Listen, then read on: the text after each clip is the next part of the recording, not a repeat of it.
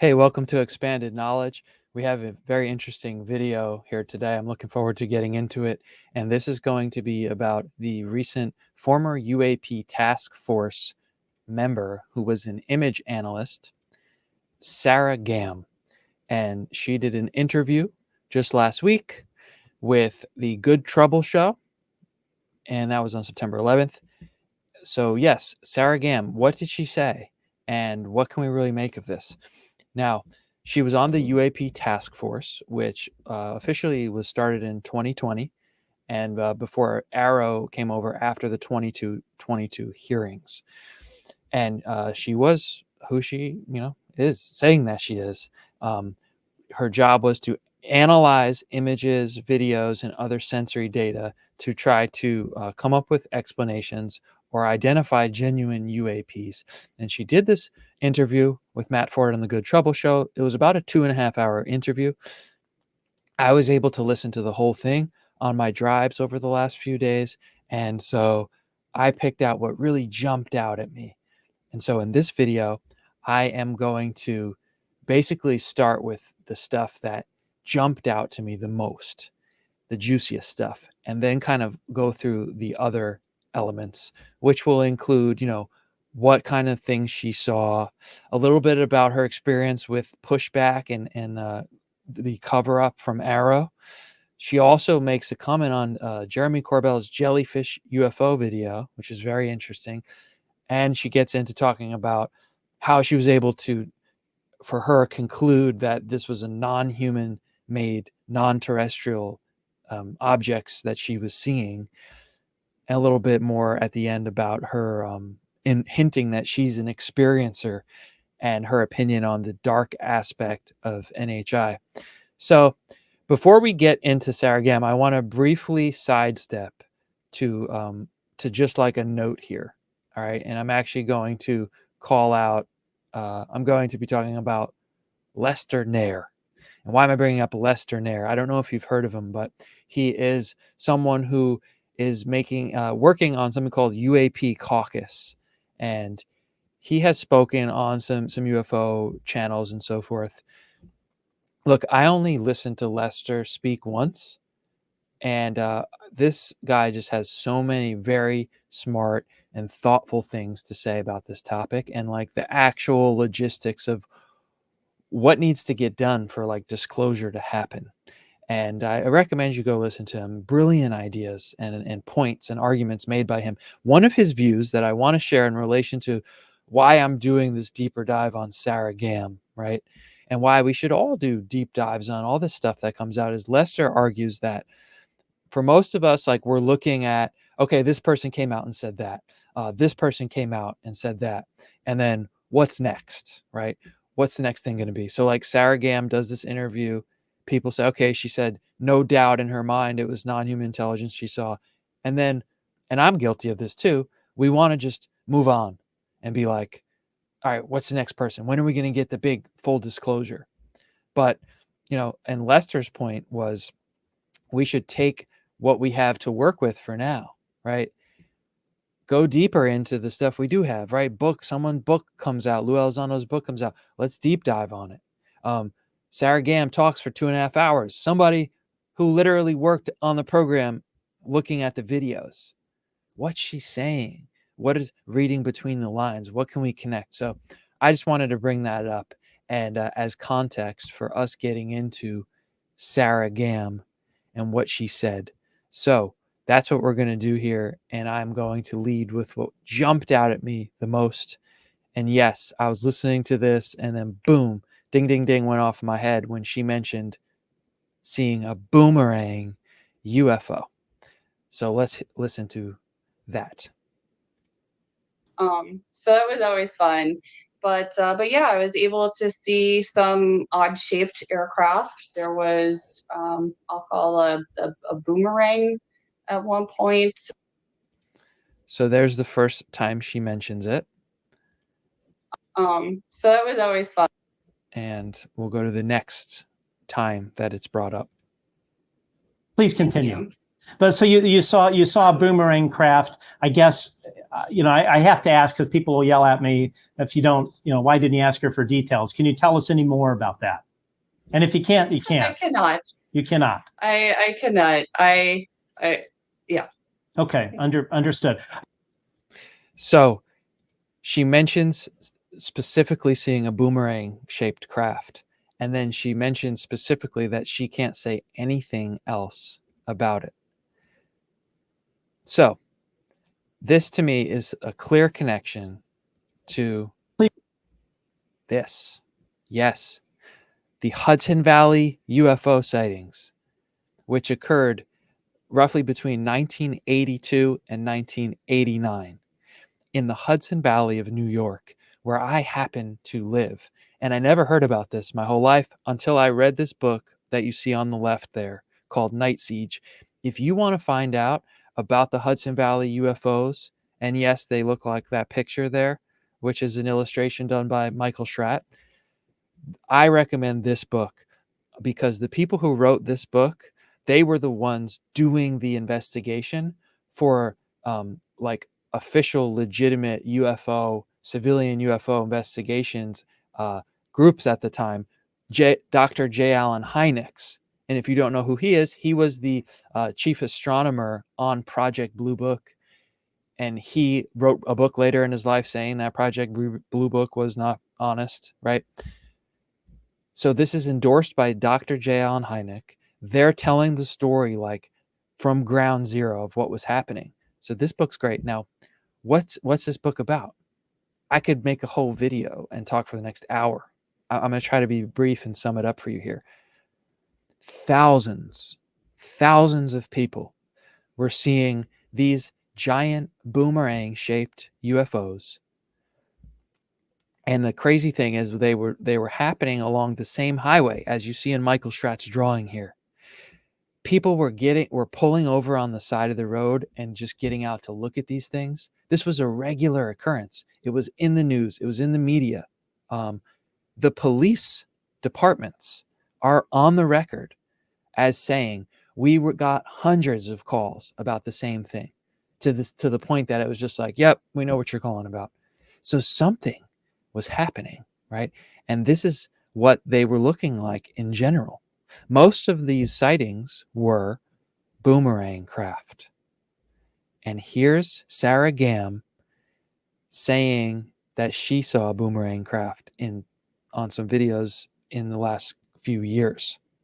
So there's a lot that we could take from this. And again, I personally think the Hudson Valley UFO sightings are potentially the best data. I think they blow Roswell and other popular cases out of the water. I mean, it's crazy. You had the chief of the police department, the chief, say that he saw one of these craft right over the lake that he was fishing at.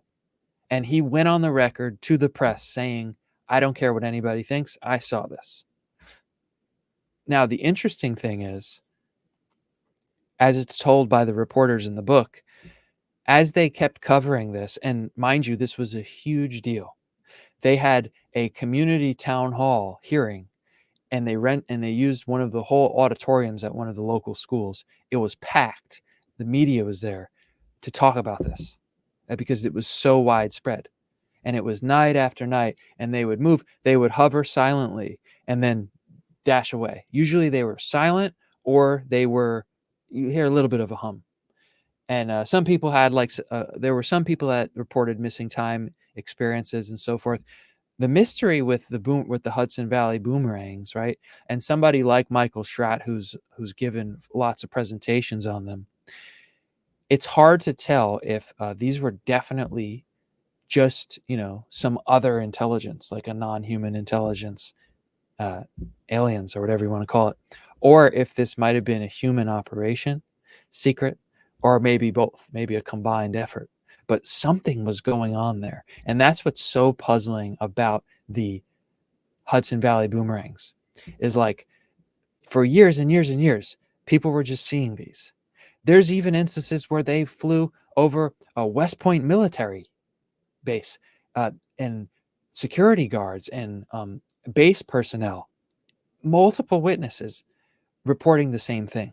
So like we could take the Hudson Valley UFOs to the bank and say like some group of someone was flying these things back and forth doing something.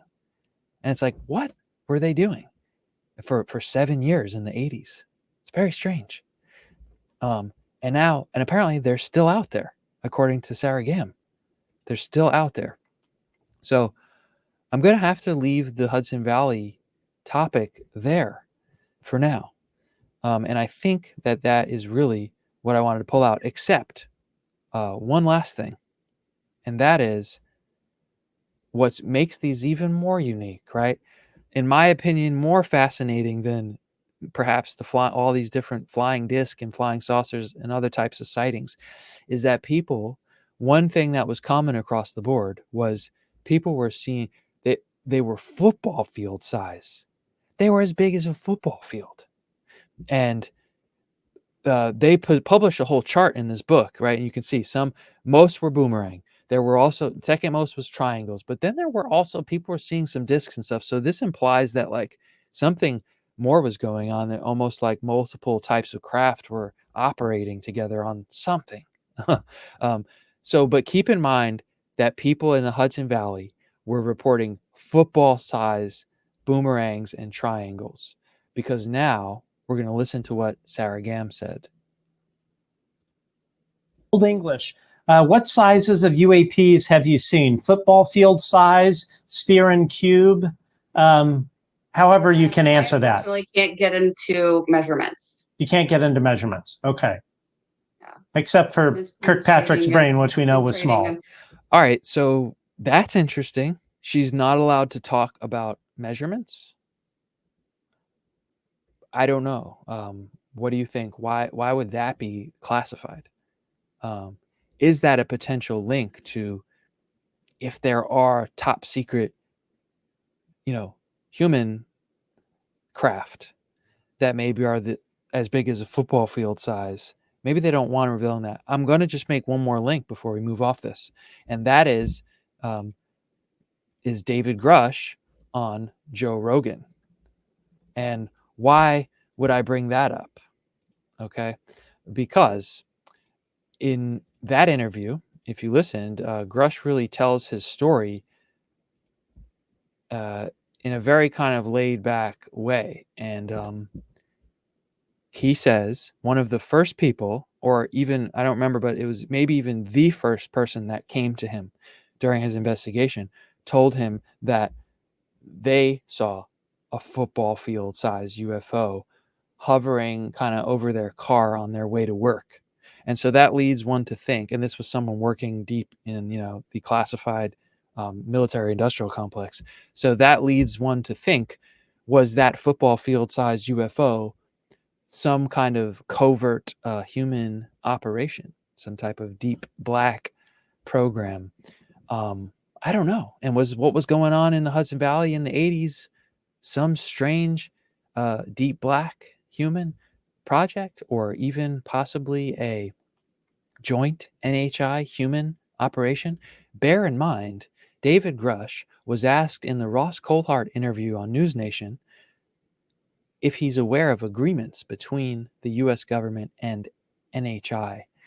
And Grusch said, those are the types of questions that I hope national leadership will get to the bottom of. And then he was asked that same question in the July 2023 hearing by Nancy Mace, who is now confirmed will be leading the next hearing on UAP in the House, which I think is a good sign. If you go back and listen to Nancy Mace, she really asks some great questions and starts beating around the bush.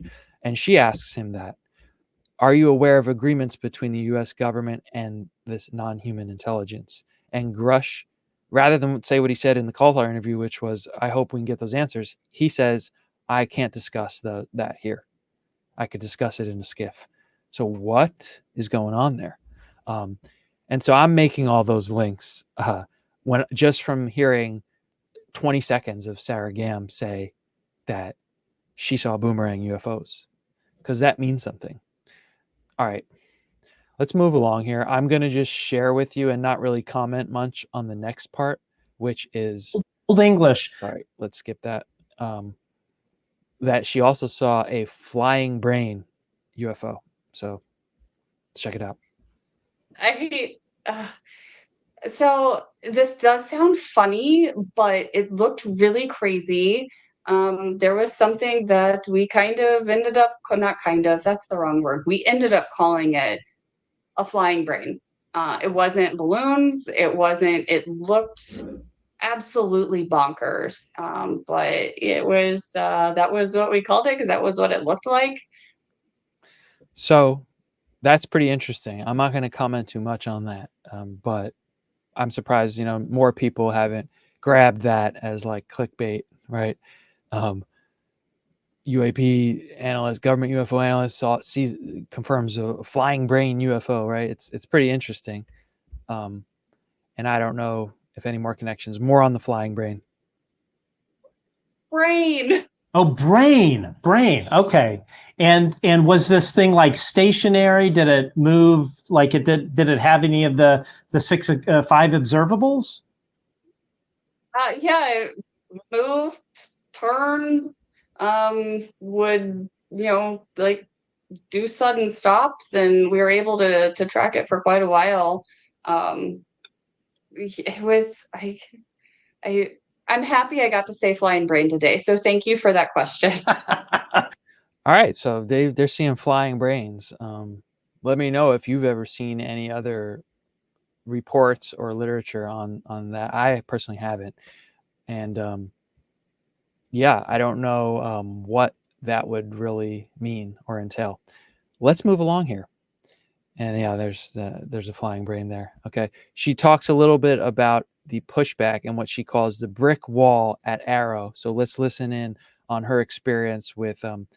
She was getting resistance from inside the government on investigating this topic. Database. So yeah, I don't know how many times others might. All right, I got to back us up. Sorry, we want this one first. Or if the task force people are getting pulled in and we're going to pick up. And so I started trying to figure out who was on it, and it was just no matter what route you went down, you hit a solid brick wall. It was just yeah, I keep using the word sad because that's how it felt. I was so sad to be So you heard her say it there, right? You tried to look more into something, you hit that solid brick wall. And like we're all wondering, no surprise there, right? But what is the cover up for? Let's look at the next clip. Database. So yeah, I don't know how many times others might have poked or attempted. I know people higher up than me that were at a different agency tried hard as well, but I'm not going to speak for other people. You can't say what agency that was? No, because I hope they'll come forward. Okay, good. I certainly hope so too. So that's pretty interesting there too, right? And again, no surprise here for us. We know that there is some powerful element operating within the Department of Defense of the government that is suppressing this, covering it up, denying it as being nothing to see here. So no surprise there. But I think it's important public testimony from someone who worked directly on this program saying, corroborating other claims, right, of Elizondo, whoever else, that yes, there was a concerted effort. And she even said in that last clip there's someone up higher than her in an agency she couldn't name that she hopes will come out and talk about the same thing, getting pushback, getting that brick wall, getting stonewalled, as you've heard a lot of Congress members say and talk about. So it's just like, why is this happening, right? And there's many different reasons that are reported and speculated on. But let's come back in here and let's look at what Sarah is going to share with us next. And one last thing, I hope more of these higher up people come out. The more and more people come out and tell their side of the story, we're going to get that full picture. So I think what I'm going to do here is actually just summarize instead of play the clips here, so we can kind of move along here and get to her experiences and her reasons for thinking things are non-human intelligence. but nonetheless, some important information, right? How many genuine UAP videos are seen? She's asked. She said she can't really put a number on how many videos she saw, maybe in the hundreds. And she said that about 8% were genuine UAPs. So I think that's just good to have an idea of, you know, how much of these are they confirming are like actual UAPs. And this is actually a really interesting point. Again, I'm not going to play the clip. I'm just going to summarize here.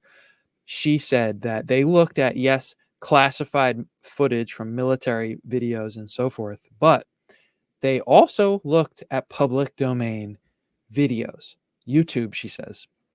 And so here we're getting firsthand testimony from somebody who was literally a image analyst for the government funded program to provide an answer on what are the things flying around, the UAP, the UFOs. And she's saying we did look at that. So I'm actually going to take us over here because this is an important point here. Let's see here. Ronald Moultrie, 2022 UAP hearing. All right. Now that's from Sarah Gamm at the UAP hearing. And oh wow, I didn't even realize that Burchett was right behind them there. I've never seen this picture before. This was the 2022 hearing, first UFO hearing in 50 years.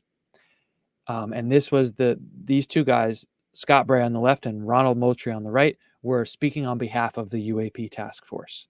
And they were getting grilled by Congress members who asked some really good questions, by the way. But that's fascinating that Burchett's right there in the middle. Anyway, that's not my point here. My point is Ronald Moultrie on the right there. A senator or a representative named Mike Gallagher asked them, have you ever heard of the Maelstrom UFO incident? And that's the well-known incident from the 1960s where UFOs came and shut down the nuclear bases. It was reported by multiple nuclear missile operators and so forth. And they said, no, we have no idea.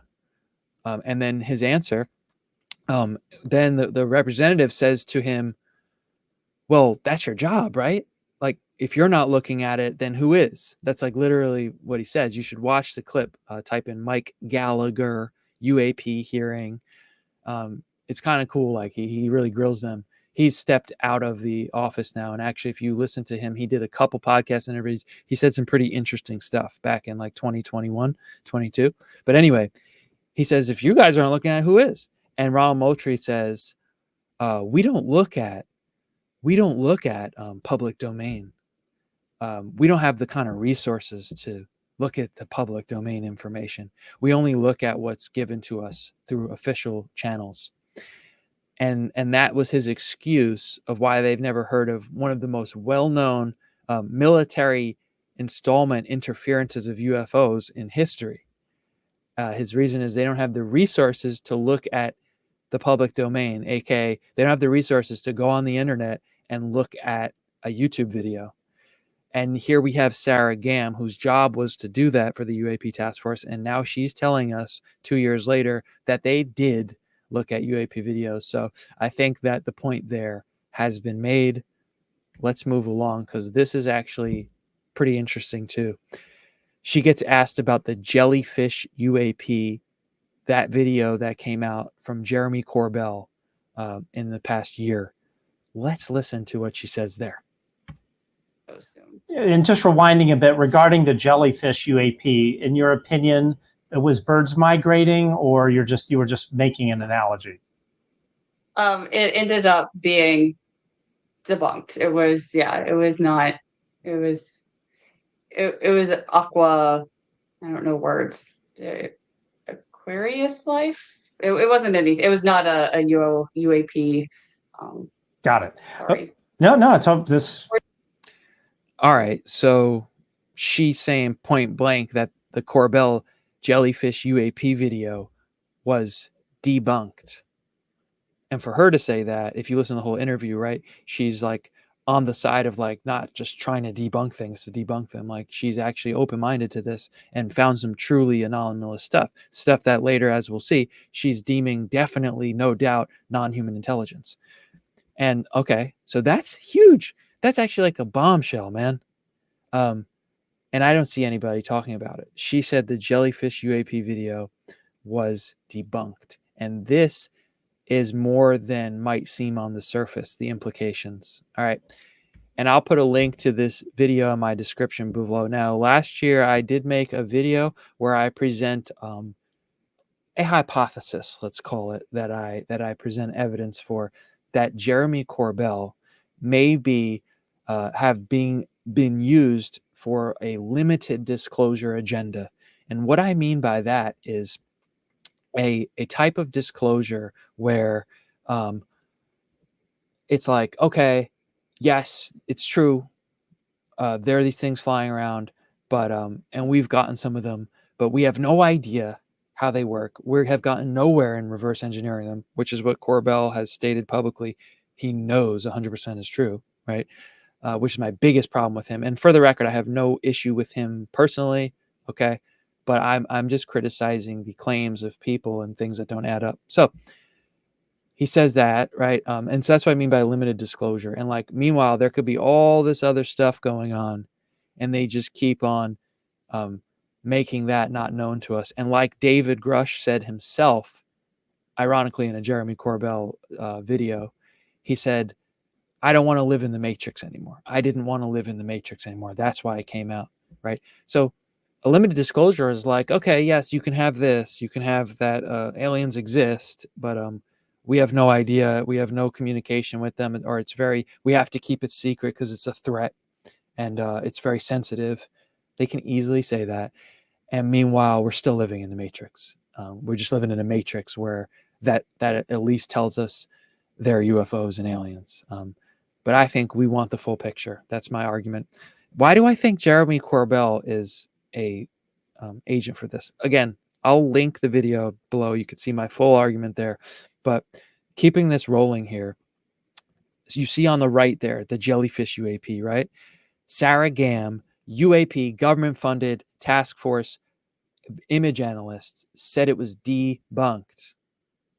And why is this matter? Because Jeremy Corbell, as he said himself in, for example, the TMZ documentary last year, he said himself, people in the intelligence agencies come to him. And for me, and I, as I've sort of alluded to in many of my other videos, I've spent a good amount of time learning about the histories of these intelligence agencies, namely the CIA, but others as well, and the type of things that they have done to innocent citizens, and the way that they have, especially in this field of ufology, how they have infiltrated and deliberately just, messed with people. And even David Grusch, again, in his part of his whistleblower claim, if you listen carefully, is that there has been a decades-long disinformation campaign on this subject, targeting the American populace that, to quote Grush, is highly unethical and immoral. And for me, that shouldn't surprise us because of things like MK Ultra and COINTELPRO. And I'll always use those examples. And you can go look those up and learn more about them. All right. So I'm building my argument here to say that Jeremy Corbell has gone on the record saying this, if we read this here together. He says that people in the intelligence agencies come to him first because he's, quote, the key person they'll go to first to get advice on how they can safely convey information. And now, maybe that's true. Maybe that's his perception of these interactions he's had with CIA agents or whatever intelligence agencies it is, giving him information, right, or passing information through him.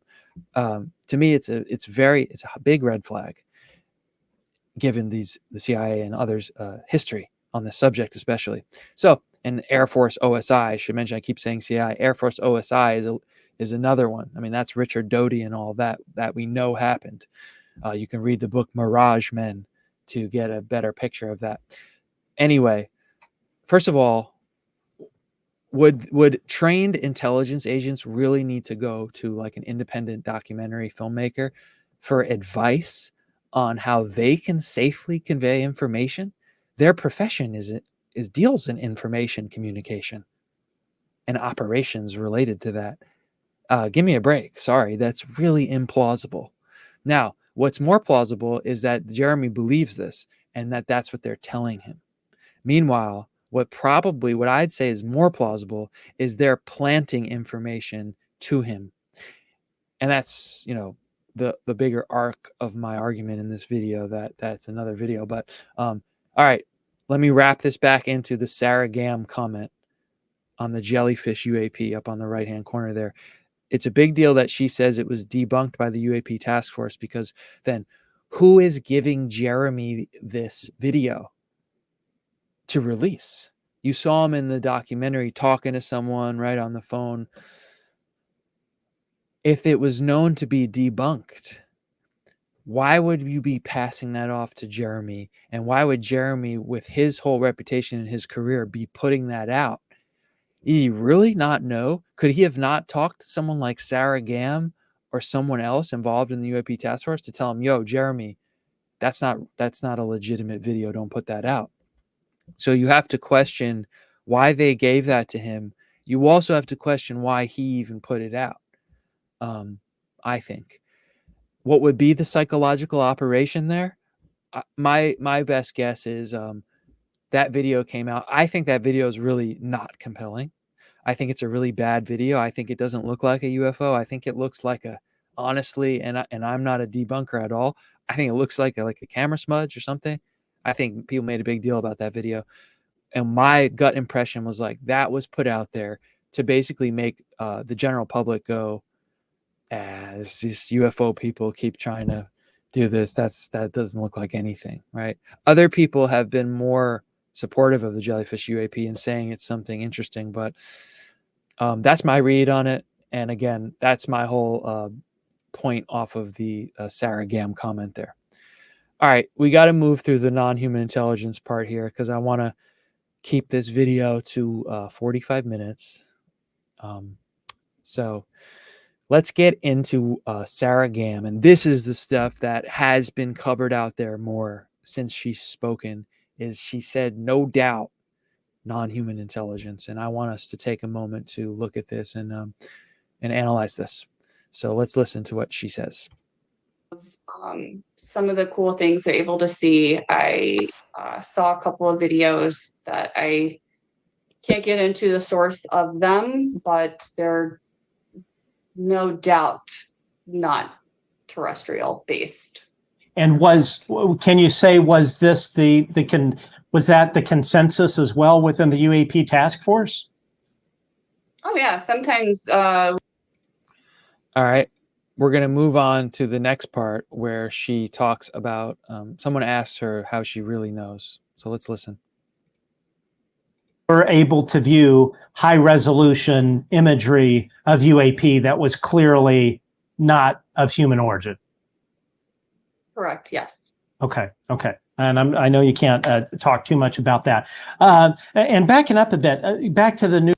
All right. So my point in showing that one was just to reiterate that Matt Ford asks her like specifically, like this wasn't like some blurry. He says 4K high resolution. You've seen it and you've said that is not from this earth. And she's going confident saying yes.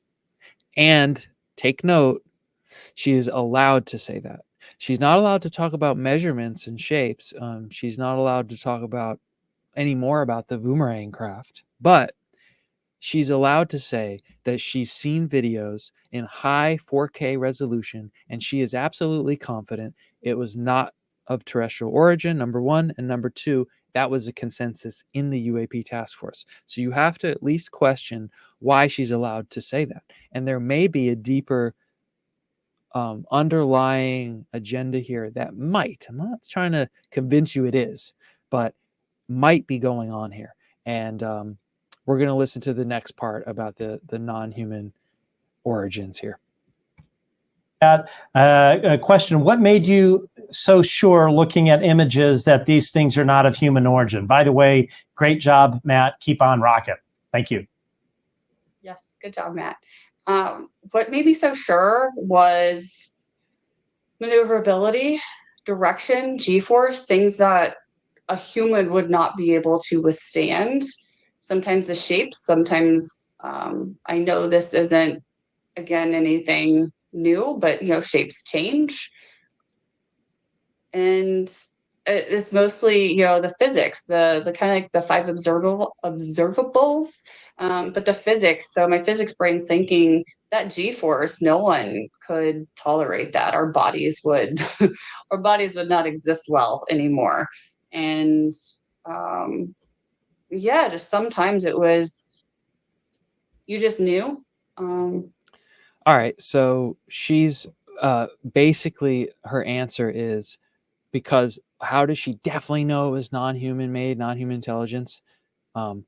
Because of the way it was moving and the fact that the human body would not be able to withstand that. Now, a little bit of the history here, and I actually have another video about this that I'll also link down below. Project Sign, 1947. Okay, what Sarah Gamm just told us as the logical explanation of why it's not human, they had already, the first UAP task force, funny enough, literally, was called Project Sign. It began in 1947. And that's what they said early on in their investigation. They said, there's no way that a human body could withstand this kind of G-force and so forth. And they kind of moved on with their investigation at that point. I'll link the video down there below, because I think understanding what happened with Project Sign at the beginning of this whole official UFO cover-up is highly significant. And the more, and so I'll leave that at that. Now, what she said about the humans not being able to withstand that kind of movement is not fully, is not conclusive, because what I'm going to show you here, I'm going to give you one book as reference here. And there are many that have written and researched on this. But this is a very good book that's like jam-packed. And not only does it document carefully the history of classified work in anti-gravity and these types of physics that some have argued, some have speculated, it went deep into the classified black world, and that there is, humans figured out how to have anti-gravitic craft as early as the 1950s. And that's a hypothesis that deserves serious attention. The more you get into this subject, and I'll leave it at that. I can't go too much deeper on that. That'll take us too long. But I am showing you this book here. That's a good place to start. And there's more. Nick Cook, The Hunt for Zero Point, is pretty good as well. I'll throw that up on the screen too, or we'll stay here from now. But my point is this. And then you can even look at like Hal Puthoff. Let's back up a minute here, actually, because let's look at James Lukatsky and his book from last year, this, which I also, if you really want to get the full picture of this subject, definitely got to read this. Now, this was another official UFO study group. This is the Assap program, and they have, a bunch of technical papers that were submitted, done by leading scientists and technicians, basically trying to explain how this technology could be used. And you've probably heard this before if you've been into the UFO subject long enough. But the idea is that, and apparently the physics of this is theoretically solid, inside the craft, or because of whatever is kind of projected on the outside of the craft, the body, it would be like nothing. You're almost shielded from the movement and the turns and everything. So like you're good. This is kind of old news in a sense. So I find that interesting that, and maybe Sarah is not that well read on the UFO literature. It's very possible. She's just into like astronomy and whatever else she's into in her career. She happened to get involved with this. I think she's totally telling the truth as she sees it. But I'm just saying, like, for someone to be on a UAP task force and be asked that question, like, how can you be certain it wasn't humans? And for her to say, like, because our bodies couldn't be inside the UFO. And then on the other side, and this is sort of an example of the government, the right hand not knowing what the left hand's doing, right? It's like you had another program, whose papers are all available, by the way. The UAP task force should have read all of the information from Assap, which would have told them the theoretical feasibility of a human body being inside of one of these crafts. All to say that it's not conclusive that what she's seeing is definitely non-human. And that leads me to my next point here. Let's listen to the next question. Thanks, Sarah. Did space-based sensors track UAP, and was she working on this? And in that case, did we track them going out to the solar system? I don't know if we can actually track something going out to the solar system, just because our tools are limited. Like, James Webb's already looking deep space, so that would be super cool. NASA, new goal. Gucci, do you foresee? All right, so why does that matter in our whole kind of analysis here? They ask, were you able to track the UFOs going out into the solar system? That's actually a great question. And she kind of doesn't have a very good answer. She's like, I don't think we are able to see that. So clearly she didn't see anything. Do we really think we can't see things going out into the solar system? I highly would question that. Now, I can't speak authoritatively on it because I haven't researched like exactly what kind of eyes we have out there, but that's like stuff that the NRO does with the satellites, where Grush came from. And why does this matter? Well, because, right, we have this whole idea of, Gary McKinnon. We have this whole idea of a secret space program. And if you know this story, of course, Gary McKinnon was a hacker, came back out, I forget, maybe it was like a decade or so ago, and he had hacked into NASA computers, Pentagon computers, and he allegedly said that he found things listed as off-world officers and fleets, I believe, and solar warden. And so you have this whole idea of a secret space program.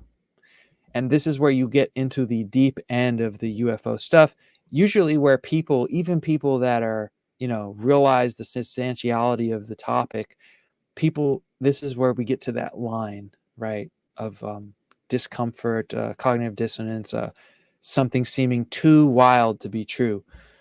But let's think about it, right? Is it that wild? If, as Carl Nell has said, David Grusch has said, Paul Hellyer and Chaim Eshed have said, and many others, in Tim Gallaudet. I'm just listing people with really high credibilities in terms of the military and the government, that Chaim Eshed, the Israeli space chief, said there's a galactic federation and that the U.S. has a presence there. That there's a base on the moon and a base on Mars. We've heard tons of claims about this. Carl Wolf in the 2001 said in 1965, I believe it was, in the late 60s, he was working as a technician. He saw a picture. One of the photo guys showed him a picture of a base on the moon. This is a fact. All right. Let me pull it up for you real quick. In 1958, the U.S. Army had a detailed plan for a base on the moon. Do we really think that they never followed up on this? Or is it possible or plausible that they did, and this became among the most classified secrets that the public, and only those with a need to know within the military-industrial complex and the government, would know? Now, this is a whole nother subject, but I think these are the things. This is kind of like my angle on the whole disclosure and UFO subject, is like, I would argue we need to stay open-minded to all possibilities. Things have been hinted at. People with very high credibility have said some things. I'll just say Chaim Eshed, to name one, and Paul Hellyer, and Carl Nell last year, using Paul Hellyer and Chaim Eshed to back himself up. And what were these people saying? They were saying that there was a secret space program, right? And is it that crazy that if we figure this out, and we've had interaction with this non-human intelligence, with this super advanced technology, just think about it, reflect on it for yourself. What's more likely, that we have no idea what's going on with it, or that they've kept secrets from us and done all this crazy stuff that we know about, Project MK Ultra, et cetera, or that, this just went deep black rogue, and we got stuff out there. We got interactions on the moon and Mars. I mean, this is where, yes, for some that may start to sound like craziness. It tests our, edge of our ability of, being open-minded, having critical thinking, and so forth. But the fact that they're not tracking what's going out there on the UAP task force is perhaps telling, because maybe, just maybe, the secret space program doesn't want the government's watchdog agency to know what they're doing. So it's interesting to hear Sarah mention that. Now, in the interest of time, we're going to wrap it up here. She does basically imply that she's an experiencer. I'll play this. Family, and I actually did see something there, and another person. There was a handful of other people there, and including some strangers. And this guy and I both saw this object, and it disappeared, reappeared a little bit higher than where it was, and we at one point in the night we thought we were seeing aircraft, which we were. There was definitely a landing strip not too far away, but what this was unexplainable. I've also had some encounters as well. It's more spiritual based, so don't want that to be a focus of this. So there she goes. She's basically hinting at she's had close encounters. So it's very interesting to hear Sarah come out and essentially imply in this interview that she's an experiencer. And that's a whole nother aspect of this whole issue. We don't have time to get into it here. But let's end on this note, and then we're gonna close it out here, because she is asked about the dark aspect to NHI. Eve Clancy, has anything she's learned about UAP indicate that there's a dark aspect to NHI, as suggested by folks like Lou Elizondo? Yeah, absolutely. So not everything's friendly out there. I don't know which hat you want me to put on, the science hat or the spiritual hat. But for both of those hats, yes, there's definitely malevolent things out there and entities, and then some that also don't comprehend emotions, and so they don't understand that they're malevolent because they're just like, I don't know, robots, drones. Yes. All right, so, and that's what she has to say on that. And I spoke about this a little bit with Ryan Sprague on his channel the other day. And we talked about this a little bit. As Ryan said, this has always been in the lore, this idea that the aliens, or the grays, let's say, don't have emotion. And perhaps if enough people are reporting this, perhaps there's something to that. Now, but here's the bigger pattern I see. And I agree with Sarah. As I said, I believe I said on Ryan's show as well the other day, that of course I think there's a multitude, right? Just like there's humans that do bad things and good things. Okay, it's probably the same for other intelligent life forms that are advanced, right?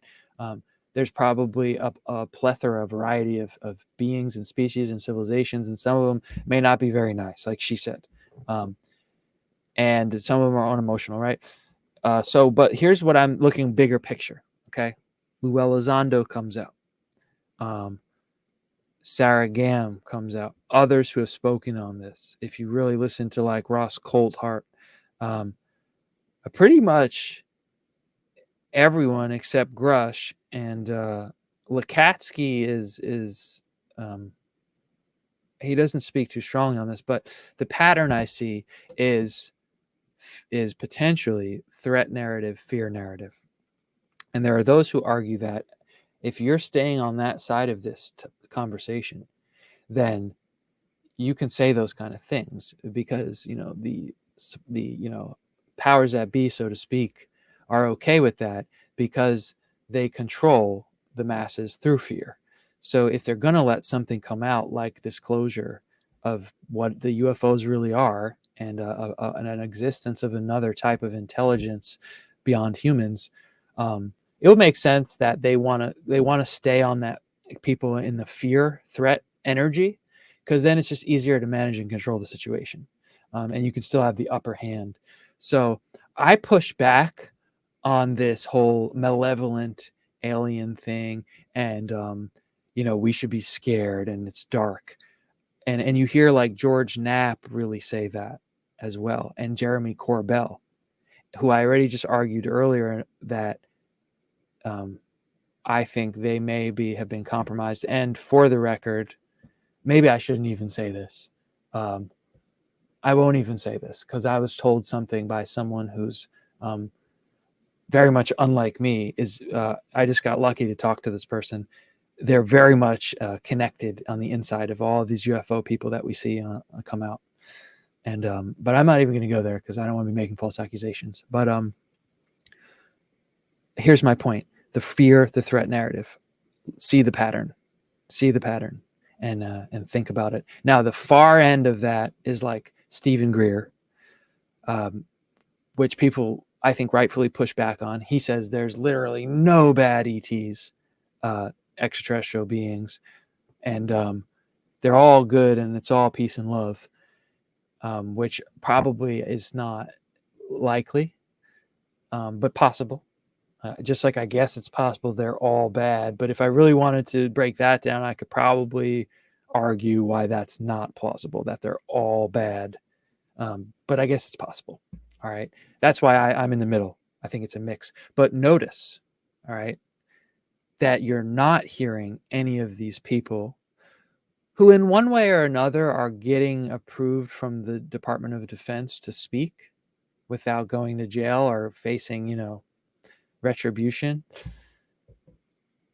None of them are saying there's any benevolence. That stuck out to me when Lou Elizondo spoke on News Nation and Joe Rogan.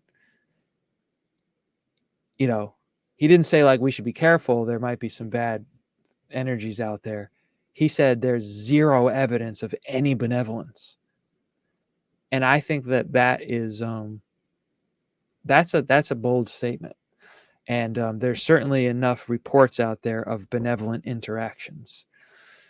So it makes me a little suspicious that even Sarah, whether she knows it or not, I don't really know, she got asked the question and she basically just said, yeah, there's bad ones and there's ones that just don't even have any emotions. But nobody's saying, there are some who want the best for this planet and humanity or anything like that. Stuff we've heard in other in the UFO literature.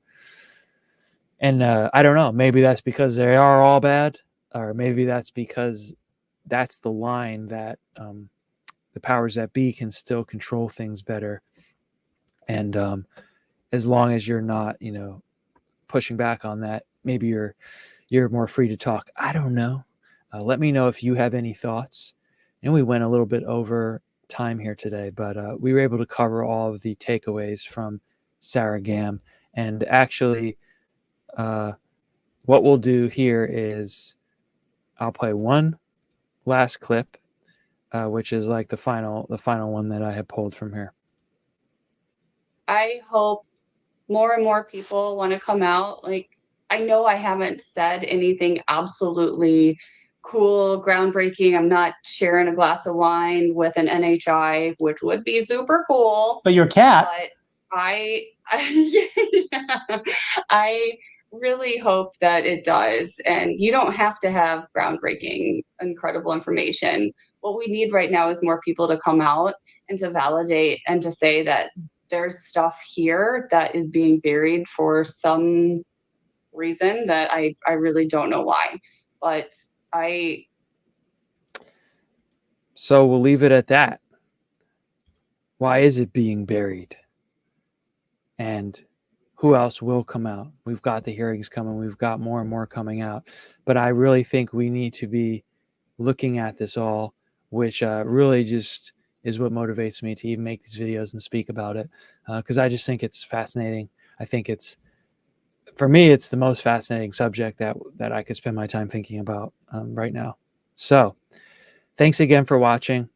Hope some or any of this will help you as you continue to explore this topic, come to your own conclusions. Appreciate you. Appreciate everyone who came over from Ryan Sprague's channel and any other newcomers that have come in the last few days. Take care, and I'll see you in the next one.